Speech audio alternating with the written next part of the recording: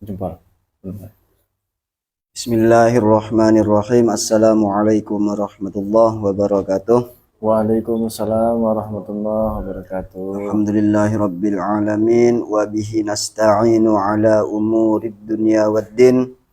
Wassalatu wassalamu ala sayyidina wa maulana Muhammadin wa ala alihi wa ashabihi ajma'in, amma ba'd. Baik teman-teman yang ada di forum atau teman-teman pendengar setia, pada kali ini insya Allah akan membahas tentang sifat Allah yang ketiga, yaitu baqa. Bismillahirrahmanirrahim. As-sifatu as-salisatu al-wajibatu lahu ta'ala al-baqa'u.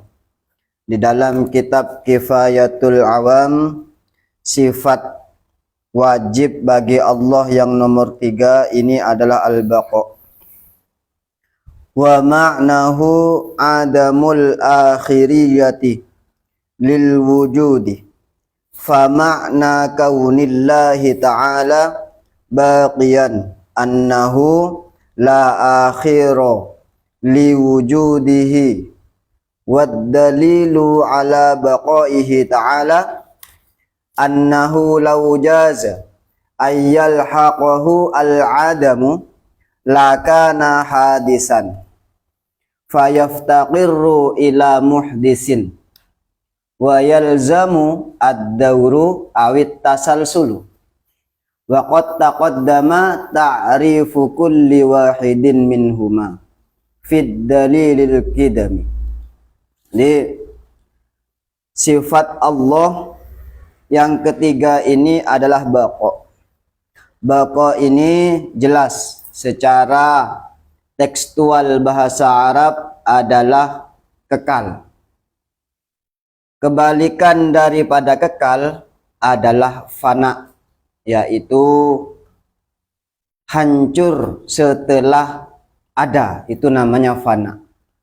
Kalau tidak ada sama sekali, itu namanya adam. Nanti ini akan saling berhubungan ini.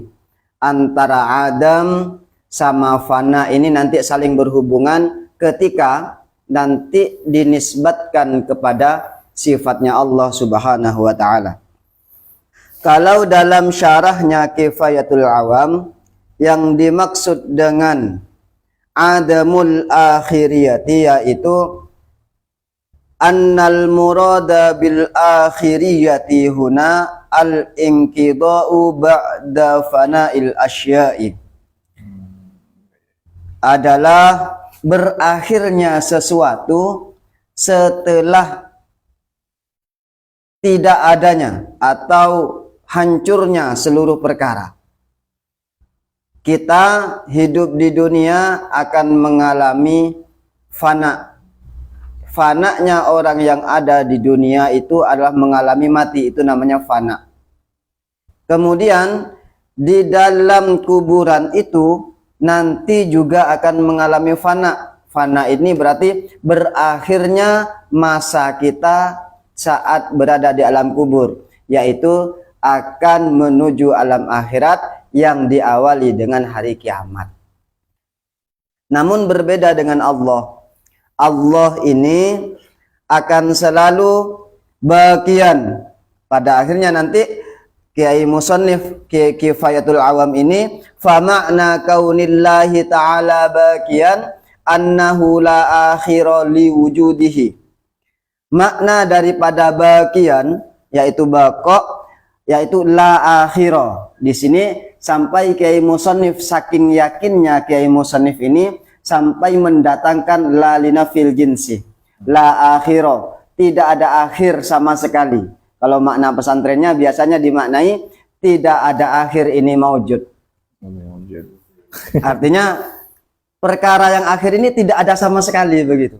Saking yakinnya Mbah Musannif. Bagi siapa? Li wujudihi, bagi wujudnya Allah, la akhira, tidak akan datang pada keakhiran akhirnya Allah itu tidak akan datang sama sekali atau tidak akan ada sama sekali. Artinya apa? Allah itu akan selalu ada untuk selama-lamanya, dan adanya Allah. Kalau masalah surga dan neraka ini tidak bisa disebut kekal. Kenapa kok tidak bisa disebut kekal? Karena adanya surga dan neraka ini tadi awal saya bicarakan bahwa ada Adam, ada fana. Kalau surga itu diawali dengan Adam, yaitu ketidakadaan, sehingga perkara yang kekal namun diawali dengan ketidakadaan itu namanya bukan kekal tetapi dikekalkan. Di situ bedanya antara bako dengan antara surga yang itu kekal dengan bedanya kekalnya sama kekalnya Allah gitu ya. Nah, nanti kan makanya tadi ada hubungan antara Adam sama fana tadi. Adam sama fana. Iya. Kemudian lau jaza ayyal haqahu al adamu lakana hadisan. Andaikan Allah itu jaiz ini boleh-boleh saja begitu. Diawali Allah ini pasti ada Allah ini perkara yang baru. Nah, kalau Allah ini perkara yang baru, fayaftakiru ila muhdisin. Kalau Allah perkara baru, maka pasti Allah membutuhkan perkara yang membutuhkan untuk yang membaharui Allah. Kalau Allah perkara baru, wa yalzamu ad-dauru awit tasalsulu. Di sini daur ini adalah perputaran, sedangkan tasalsul ini namanya urutan. Nah, sekarang kita gambarkan. Kalau Allah ini baru, semisal si Allah menciptakan Zaid, Zaid menciptakan Allah, Allah menciptakan Zaid, Zaid menciptakan Allah, ini namanya daur, berputaran. Atau gambaran lain, kita setiap malam Kamis namanya bukan tasalsul, tetapi namanya daur, karena perputaran. Lingkaran setan. Lingkaran. Kalau kemarin bahasanya Ustadz Bayu itu kausal loop katanya. Kausal loop. Rentetan sebab akibat tapi memutar. Misalnya saya punya anak, anaknya Ustadz Khomsan. Ustadz Khomsan punya anak, anaknya Ustadz Khomsan saya misalnya. Aneh begitu. Itu yang disebut daur begitu. Daur, iya. Kemudian tasalsul ini antara A, B, C, D ini saling si A menciptakan B, B menciptakan C, C menciptakan D. Ini namanya tasalsul namanya. Dan ini perkara ini mustahil bagi Allah, tidak mungkin terjadi. Wa qad taqaddama ta'rifu kulli wahidin minhuma fi dalilil qidam. Jadi perkara ini jangan tanyakan lagi kepada saya karena sudah dijelaskan di bab qidam, jadi tanyakan kepada saja yang menjelaskan qidam kemarin. Ustadz Bayu. Ya. Oh iya bentar, ini netizen mungkin belum tahu, nanti dikira Ustadz Khomsan ini dikira Ustadz Bayu nanti. Beda ya netizen. Kalau yang jadi narasumber kita pada malam hari ini Ustadz Khomsan. Beliau alumni Sarang yang kebetulan alhamdulillah berkenan untuk ikut memeriahkan kajian mampir kita pada malam hari ini. Insya Allah kedepannya juga ikut. Insya Allah ikut terus. Ciri-ciri ciri-ciri untuk membedakan Ustadz Khomsan sama Ustadz Bayu. Kalau Ustadz Khomsan itu sudah berkeluarga. Ustadz Bayu. Nah, ini kan Ustadz Bayu kan telat. Mudah-mudahan nanti Ustadz Bayu nonton video ini dan dia melihat. Ustadz Bayu jangan sampai tidak menikah. Oke, lanjut. Wa tawdihuhu anna syai'a alladhi yajuzu alaihi al-adamu yantafi anhu al-qidam. Penjelasan masalah bako ini, sesungguhnya setiap perkara yang boleh ini kalau dalam bahasa tauhidnya biasanya jaiz. Yang boleh dalam ketidakadaannya yantafi anhu al-qidamu, maka tidak mungkin ada yang disebut dengan qidam.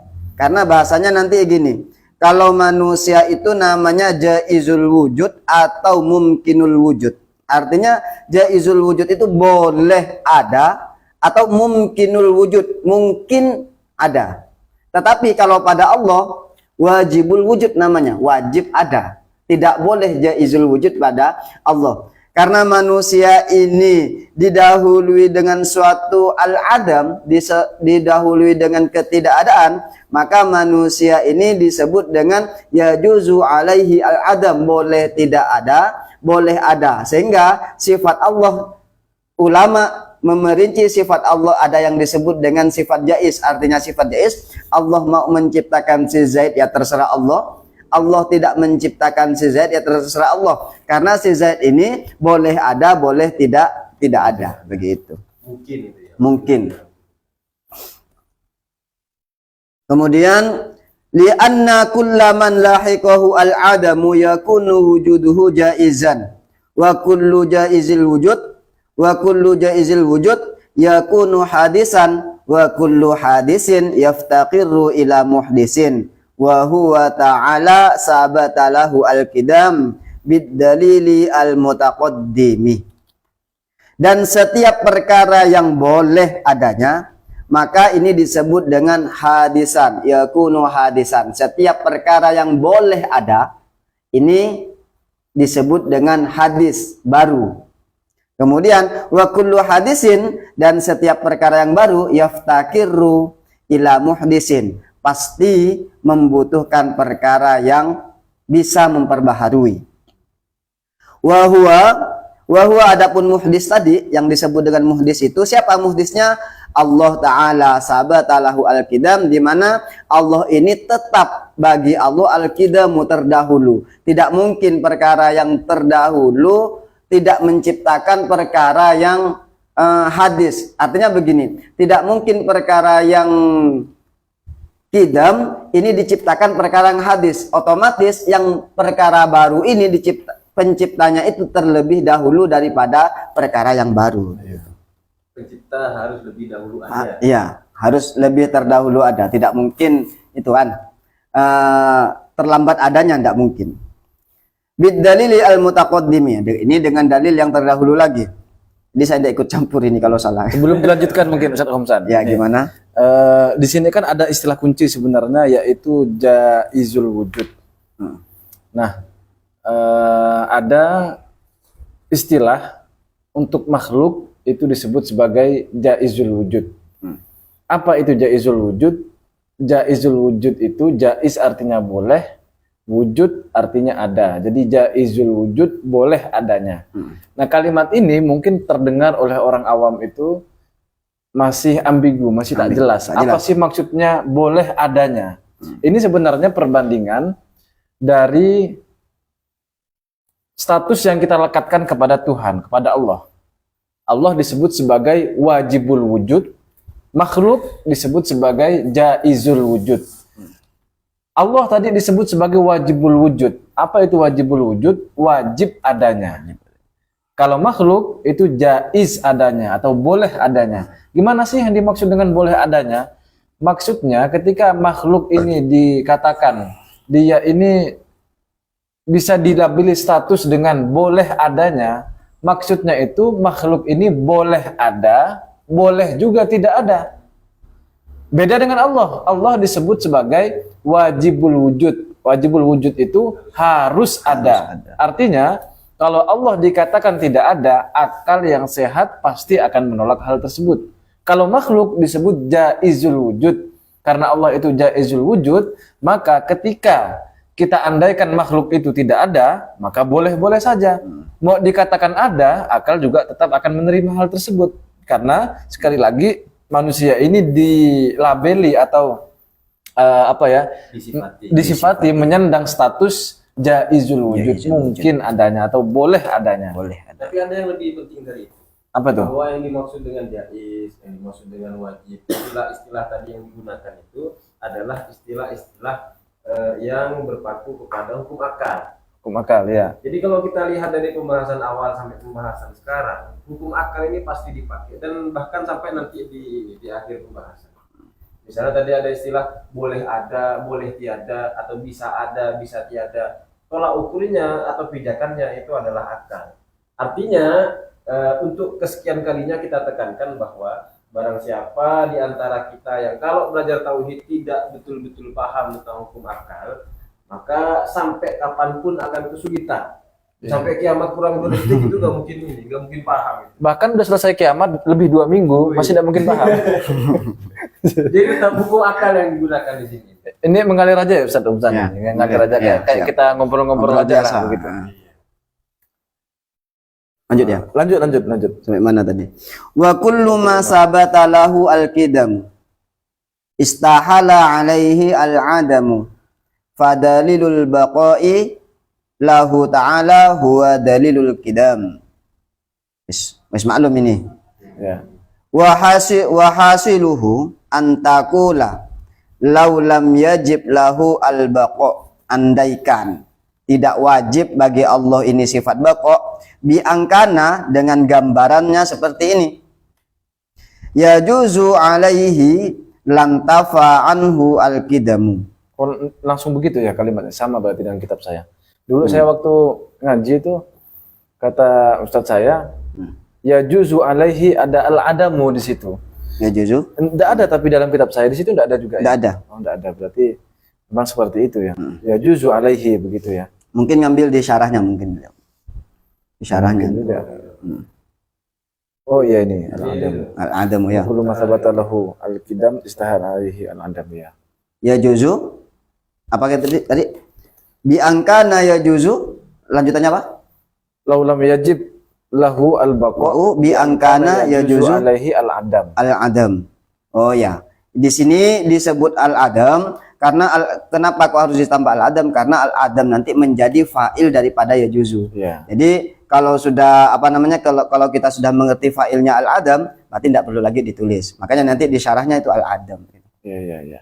Lantafa anhu al-qidamu wal qidamu la yasihu intifa'uhu anhu ta'ala lid-dalili al-mutaqaddim wa hadha huwa ad-dalilu al-ijmali lil baqa'i alladhi yajibu ala kulli syakhsin ay ya'lamahu wa hakadha kullu aqidatin yajibu ay ya'lamaha wa ya'lama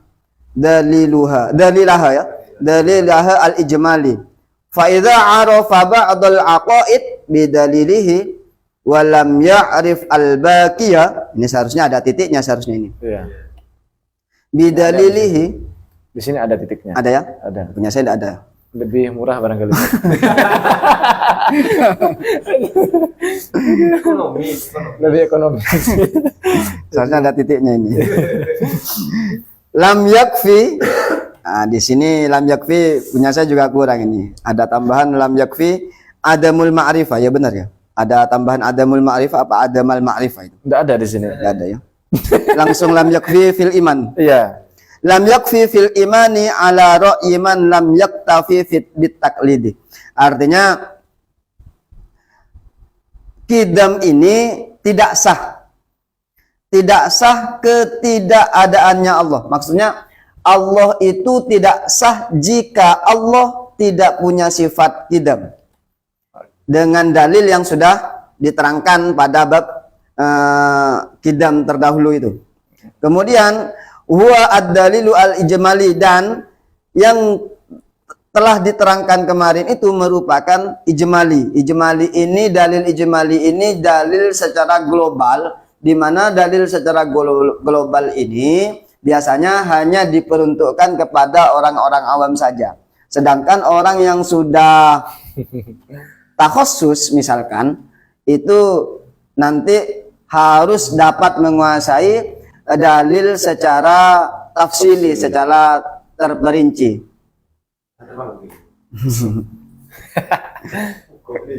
Karena begini, semisal kenapa kok harus Kiai Musannif ini kok harus mendatangkan dalil ijmali terus kemudian harus membahas masalah dalil tafsili? Karena kita harus berkaca juga kepada kitab Ta'limul Muta'allim kemarin itu, afdhalul ilmi ilmul hal. Paling utama-utamanya ilmu itu ilmul hal. Hal di sini contoh begini. Hal di sini yang dimaksud kalau kita belajar sholat atau melaksanakan sholat, maka ilmul hal pada sholat itu apa? Ngerti syarat dan rukunnya. Kemudian ketika kita membahas atau kita memang ahli dalam bidang tauhid, maka kita harus ilmul hal di sini, maka mengerti secara dalil secara tafsili. Lah, kenapa andaikan kok tidak ngerti dalil tafsilinya, kemudian kita terangkan berdasarkan, mohon maaf, seperti tetangga-tetangga sebelah, Oh iya, saya tahu itu, tahu. Sorry ya. maka ini dapat menyesatkan ini. Hanya beladakan ranah-ranah logika sendiri tanpa berdasarkan dalil daripada ulama. Nah, dalil tafsili ini tidak hanya nanti berdasarkan kepada Al-Quran ataupun hadis, tetapi kita perlu mengkaji tafsir-tafsir yang disampaikan oleh para ulama. Begitu. Di sini diingatkan lagi sama penulis itu bahwa ingat loh ya, tadi yang sudah disampaikan itu dalil ijmali. Kemarin kayaknya gitu juga. Iya, dari Dalil sifat ijmali. wujud, kidam, bako sekarang Iya, dalil ini. ijmali. Selalu di bagian akhir itu setelah dijelaskan panjang lebar, mungkin oleh sebagian orang juga masih membingungkan. Ternyata poin akhirnya adalah ini masih dalil ijmali. Dalil ijmali. Ya berarti seolah-olah begini, standar awam ini kan kitabnya Iya, Kifayatul untuk Awam, orang awam. cukup untuk orang awam gitu Orang kan. awam saja. Ternyata standar orang awam dahulu itu seperti ini. Iya. Jadi apa yang kita anggap ribet, awal-awal saya ngaji ini aja masih waduh ini gimana pengertian dan maksudnya gimana. Kadang ketika diminta untuk presentasi juga sama Ustadz itu kayaknya mau ngilang aja saya itu. karena takut. Iya. Ternyata apa yang kita jelaskan mulai dari awal sampai akhir tadi itu adalah masih dalil ijmali. Ijmali. Masih dalil yang umum, masih dalil Untuk yang orang global. awam ya, untuk orang Iya. awam. Masih Atau dalil yang global sekali. orang dulu mungkin pintar, cuman kayak musannifnya ini mungkin kasyaf, Ustaz. Nanti akhir zaman akan ada betul orang juga lebih ya. awam dari sebadan sekarang.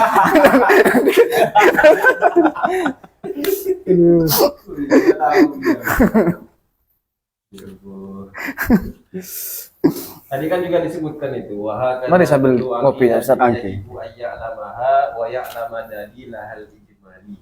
Wajib untuk mengetahui semua akidah, tidak hanya wujud, Oh iya, iya. kok dan yang sekarang kita bahas ini enggak. Mengetahui yang dimaksud di sini adalah mengetahui dari ijmalinya saja, cukup itu sudah. Dan itu hukumnya fardu ain. Sekali lagi kita sampaikan bahwa itu hukumnya fardu ain. Wajib bagi setiap orang, tak bisa diwakilkan. Kalau mengetahui dalil tafsili atau dalil yang terperinci, Kifayah. itu fardu kifayah. Artinya cukup diwakilkan.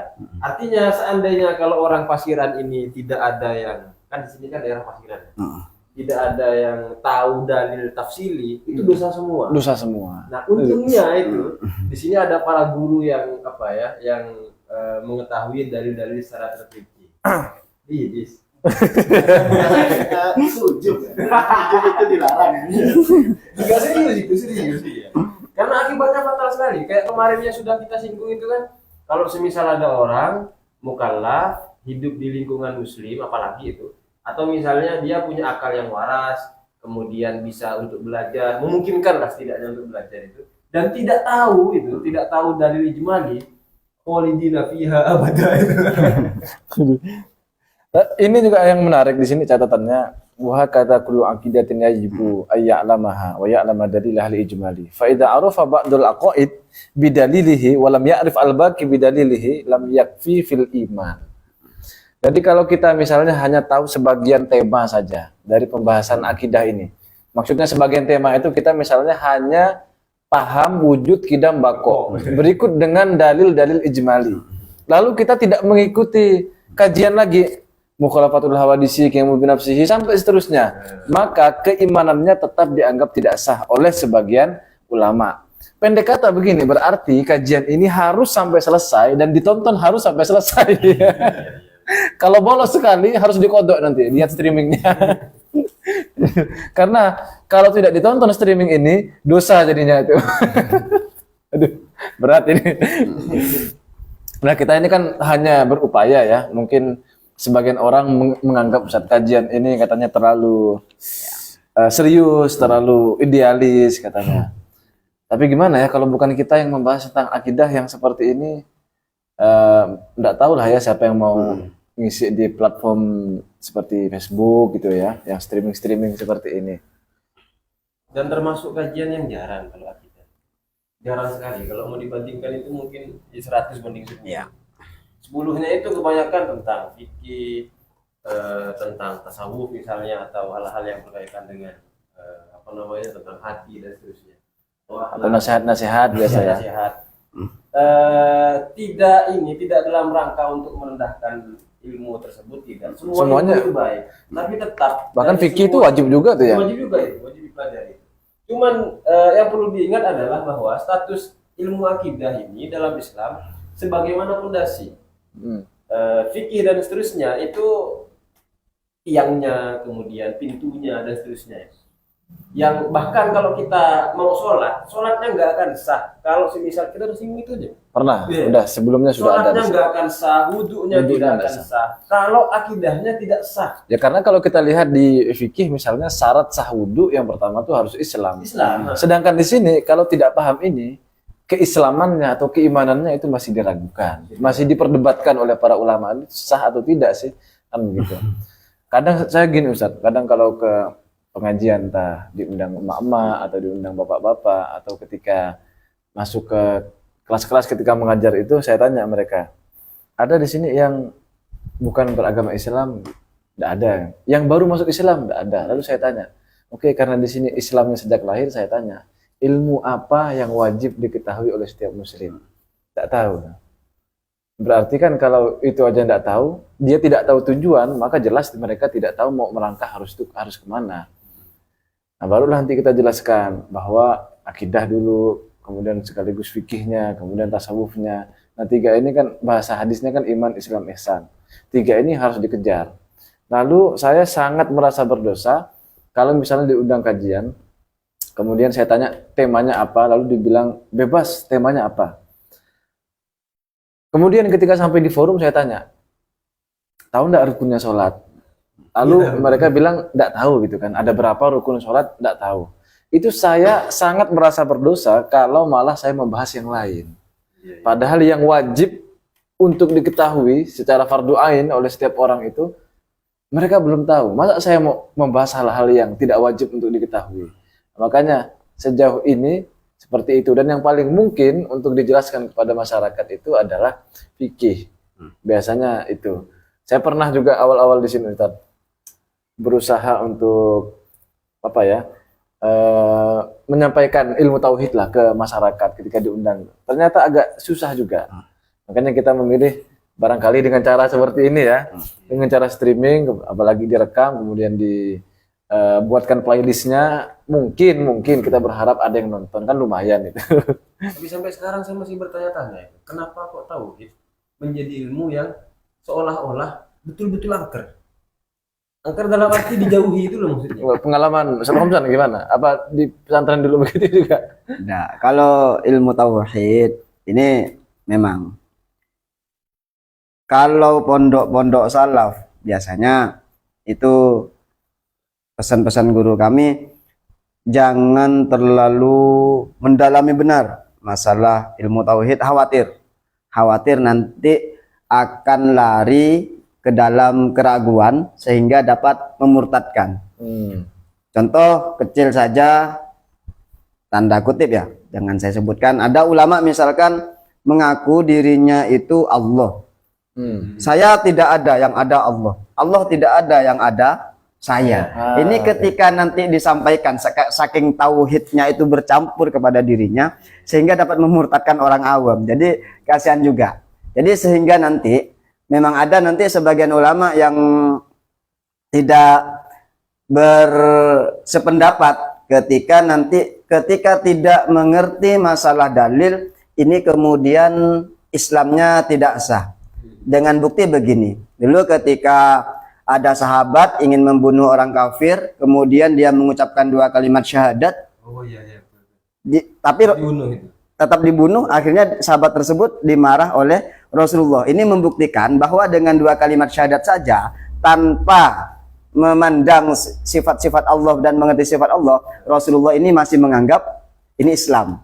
Berarti ini kan keislamannya ini masih sah-sah saja. Artinya tapi masih diperdebatkan juga sama iya. Artinya ketika nanti orang-orang awam ingin belajar tauhid, maka dalam bacaan ini oke lah. Kalau dalam pesantren saya sepakat, ini bahasanya ayat lama dalam pesantren. Kalau dalam orang kampung misalkan, bahasa ayat lama ini saya kurang sepakat sebenarnya. Seharusnya dibacanya bukan ayat lama, tetapi dibacanya ayu al-lima. Artinya apa? Mempelajari. Ya. Jadi sebelum mengetahui memang harus mempelajari. Yang penting Iya. mereka mempelajari Iya. itu ya. Karena hadisnya Rasulullah apa? Thalabul ilmi fardhah. Fardhatun ala kulli muslimin. Yang wajib itu kan tolabnya, bukan kok mengetahuinya. Iya betul juga ya. Anu kayaknya beliau satu gerbang dengan sabda ini. Iya, dan Mencari jalan gimana orang awam sahabat begitu. memang harus begitu. Ada yang di grupnya Gus Baha gitu kan, yang membela kita bagian nakut-nakutin. Ya nggak masalah, dan bagus itu Ustaz. Iya. Kadang ya saya pribadi pun juga begitu.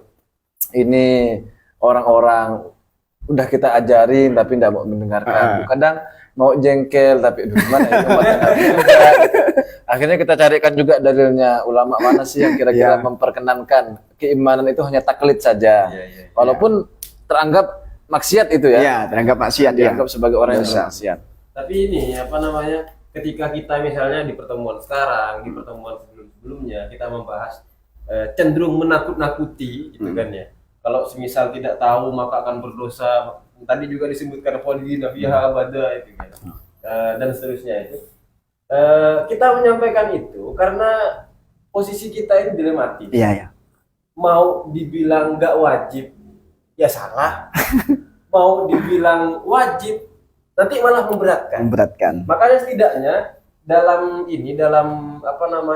beberapa fan keilmuan itu harus seimbang. Ada yang longgar, ada yang ketat. Yang longgar itu dalam rangka agar misalnya orang-orang yang sebelumnya tidak mau belajar, akhirnya memiliki keinginan, memiliki harapan untuk belajar kembali, untuk senang ilmu lagi dan seterusnya. Bagi yang ketat misalnya kan tidak hanya di tauhid kok, di fikih juga ada banyak itu yang begitu. Yang dikit-dikit nggak boleh, dikit-dikit nggak boleh begitu. Itu dalam rangka untuk mempertegas hukum. Artinya hukum-hukum yang ketat itu boleh kita gunakan, tapi untuk diri sendiri. Itu cara bijak untuk menerapkan pengetahuan, memperlakukan pengetahuan itu. Orang yang lain disuruh ketat, dirinya sendiri menggunakan pendapat yang longgar, itu enggak ini. Tapi itu bijaknya bijak mana? Bijaksana apa bijak sini? Bijaksana. Bijaksana. Bukan bijak sini ya. Lucu enggak? Adit. Jokesnya bapak-bapak lagi ya. Tapi tetap tawarannya adalah mau imannya itu aman, Iya, ya. atau tidak aman gitu kan. Kalau mau aman, tahu minimal dalil ijmali. Kayaknya ini orang-orang awam tuh tahu lah dalil ijmali itu. Artinya Allah ada, tahu lah itu pasti itu. Tapi versi ijmali yang ini beda dong. Ijmali yang ini kan Iya, standar. memang berbeda. Makanya tadi ketika kita sampai kepada kesimpulan yajibu ayya'lama wa ya'lama dalil al-ijmali, atau yang kemarin misalnya ketika disebutkan penjelasannya panjang lebar, di akhir dikatakan oleh beliau Imam Fudwali rahimahullah itu ini adalah dalil ijmali. Itu sebenarnya agak menjengkelkan. Penjelasannya panjang gitu kan. Ya. Di akhir ini dalil ijmali. Dalil ijmalinya loh kok begini gitu loh. lebih gampang sih versinya ini. Saya ada lihat di kitab Tijan itu Tijanud Daruri itu karya Syekh Nawawi yang merupakan sarah ya atau penjelasan dari kitab Risalah Al-Bajuri. Situ beliau bilang kalau yang dimaksud dengan dalil ijmali itu ketika ditanya, kamu percaya enggak Allah itu ada? Percaya. Apa buktinya kalau Allah itu ada? Ya adanya kita ini. Udah cukup gitu ya. Udah cukup sampai di situ. Ketika ditanya lagi, kok bisa adanya kita menjadi bukti adanya Allah? Dia tidak bisa jawab. Itu sudah dalil ijmali. Kan berdasarkan pengertian seperti itu berarti orang awam, saya kira orang awam semuanya ini ya, itu pasti sudah tahu dalil ijmali versi Syekh Nawawi itu ya. Kalau versi ini agak berat tapi ini. ini kok enggak ini juga tidak sih. Kalau kita lihat misalnya di kitab Kifayatul Awam ini, beliau menjelaskan panjang lebar itu kayaknya khawatir dengan pembaca. Tadi kata beliau itu kan mungkin penulisnya itu sudah kasaf ya. itu kan. Sudah kasaf itu. Jangan-jangan nanti di masa depan yang disebut orang awam itu jauh lebih awam daripada masa saat itu bisa jadi. Bisa jadi begitu. Oh ya, Makanya belum kasaf itu jelaskan. belum. Kasaf itu teman-teman mungkin ada yang tidak tahu juga namanya netizen ya. Kasaf itu maksudnya ada singkapan spiritual yang dalam bahasa khazanah keislaman itu disebut kasaf, kasfun gitu tulisannya. Sehingga bisa mengetahui hal-hal yang gaib. Ya biasanya seperti weruh saat turunnya winarah gitu biasanya. Nah ya, Bahasa apa itu? bahasa Jepang. Ajis kan taunya yang kimochi.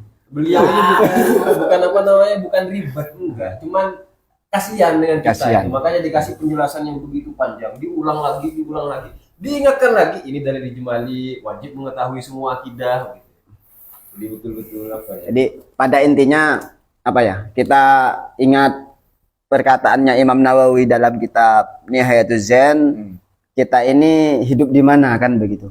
Sehingga kata Imam Nawawi dalam kitab Nihayatuz Zen ini, mohon maaf ya, orang bodoh ini ada dua. Ya. Yang kemarin saya sampaikan Mohon itu. maaf, Ustaz. Orang bodoh ini ada dua. Ada bodoh yang dimaafkan, ada bodoh tetapi tidak dimaafkan. Nah, kalau kita hidup di hutan belantara, sosmed tidak ada, kenalan tidak ada, ustadz kiai tidak ada, kita bodoh dalam hal agama, ya kita diampuni itu kita. Tapi kalau kita hidup di kota atau yang dekat dengan ulama, dengan ustadz, sosmed ada, tapi kita tidak ada usaha untuk mencari ilmu, maka ketidaktahuan ini akan berdosa. Begitu juga dengan ilmu fikih, ilmu tauhid dan semuanya itu. Padahal gampang sekarang ngaji ya, tinggal buka HP yang penting ada kotanya. Kalau nggak ada kotanya pun bisa nebeng punya kawan, tethering bos gitu kan, tethering. Kemudian buka kajian sambil tiduran bisa kalau mau. Tapi ya itulah, kan, apalagi generasi zilenial kadang agak susah juga ya. Sama ada satu lagi itu. Ini apa ya? Ya hasil ini mungkin hasil apa itu? Survei itu. Kenapa kok tauhid menjadi ilmu yang begitu angker? Karena salah satunya adalah istilah-istilah yang digunakan itu istilah yang betul-betul aneh. Aneh dalam arti ini. Kayaknya setiap hal yang ini aneh lah. Kalau orang baru masuk ke sana aneh lah biasanya. Ya, iya, memang Lebih ke anu sih kata saya, lebih ke memang harus berpikir. Kalau fikihnya ya, bukan usul fikihnya. Kalau fikihnya kan cenderung gampang. Baca, oh ini haram. Iya. Baca, oh ini boleh misalnya mubah. Baca lagi, oh ini wajib, jelas tuh. Kan enak kan? Iya. Kalau usul fikih kan masih mikir juga. Kalau fikihnya itu kan gampang. Nah, kalau tauhid ini bahkan sekelas Jala'ul Afham itu masih ada mikirnya juga untuk paham.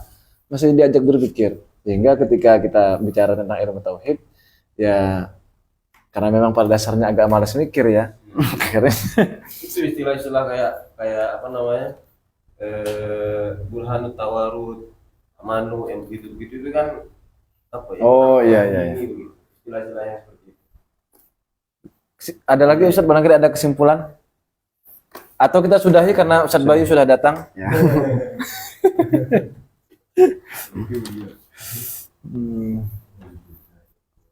Jadi pembahasan sifat bako ini ternyata sangat sedikit sekali kalau kita lihat dan kita bandingkan dengan sifat wujud ataupun sifat kidam, agak memakan berbagai halaman. Tapi di sifat ini, yakni sifat bako, sepertinya cukup simpel dan juga saya kira hanya sederhana. Yang penting paham terhadap sifat kidam sebelumnya, kan ini berkaitan dengan itu. Poinnya di sini, ketika kita sudah paham sifat kidam, maka akan sangat mudah paham sifat bako. Alasannya karena dalil dari sifat bako adalah sifat kidam. Iya. Itu poin intinya. Kemustahilan daur dan tasalsul. Jadi kalau teman-teman ditanya apa dalil sifat kidam sama bako, jawab dengan satu jawaban. Kemustahilan daur dan tasalsul. Selesai, tahu dah itu dari gimana itu. Boleh saya kasih gambaran untuk kesimpulan? Enggak, Bu. Ini saya menyimpulkan nih, teman-teman. Ustaz Bayu, tolong didengarkan juga. Netizen kalau punya adik yang cantik bisa komentar, nanti ditawarkan ke Ustadz Bayu. Nggak, pura-pura. Allah wajib punya sifat bako. Sebelumnya kita sudah bahas wujud dan kidam, sekarang bako. Bako ini artinya kekal. Namanya Tuhan itu harus kekal. Tidak mungkin Tuhan itu mati. Tidak mungkin Tuhan itu fana, sirna. Tidak mungkin Tuhan itu musnah, tidak mungkin. Allah itu atau Tuhan itu harus kekal. Buktinya apa kalau Allah itu kekal? Buktinya adalah, nah, kalau Allah itu dimungkinkan untuk sirna, untuk musnah, kalau Allah tidak punya sifat kidam, maka statusnya Allah menjadi jaizul wujud. Apa itu jaizul wujud? Mungkin adanya atau boleh adanya. Kalau dia, Tuhan itu bisa dilekatkan sifat jaizul wujud, mungkin adanya, maka Allah tidak bersifat kidam dong. Padahal sifat kidam ini sudah kita buktikan kemarin. Yang mana Ustadz Bayu waktu itu yang menjelaskan. Sehingga karena sejak awal sudah kita sepakati Allah itu wajib punya sifat kidam, maka itulah yang menjadi landasan kita mengatakan bahwa Allah itu wajib juga bako. Kidam itu menunjukkan bahwa Allah wajibul wujud. Wajib adanya. Yang dimaksud wajib adanya itu tidak mungkin sirna, tidak mungkin musnah, tidak mungkin adanya Allah berubah menjadi tiada. Tidak mungkin begitu. Makanya ketika kita sudah sepakat bahwa Allah itu punya sifat kidam, maka pada saat yang sama sebenarnya kita juga akan sepakat bahwa Allah itu punya sifat bako. Tidak mungkin Allah itu sirna atau musnah ataupun mati dan lain sebagainya. Saya kira mungkin itu kesimpulannya. Ada tambahan lagi, Ustaz? Ada. Dari mungkin Ustadz Fauzi. Sudah. Ya karena sudah ada Ustadz Bayu ya kita sudah ya. Ya, terima kasih Ustadz Homsan sudah berkenan untuk ikut nimbrung. Semoga nanti dapat giliran lagi. Setelah ini nanti Ustadz Fauzi, terus saya, Ustadz Bayu lagi, terus Daud. dengan lagi ya. Bukan rencananya Ustadz, rencananya ke depannya ini kita juga sesekali nanti mau streaming di tempatnya Ustadz Bayu, terus di tempat panjenengan. Siap. Jadi biar ada silaturahminya juga. Iya. Dan kopinya juga. Gimana? Closing statement Ustaz.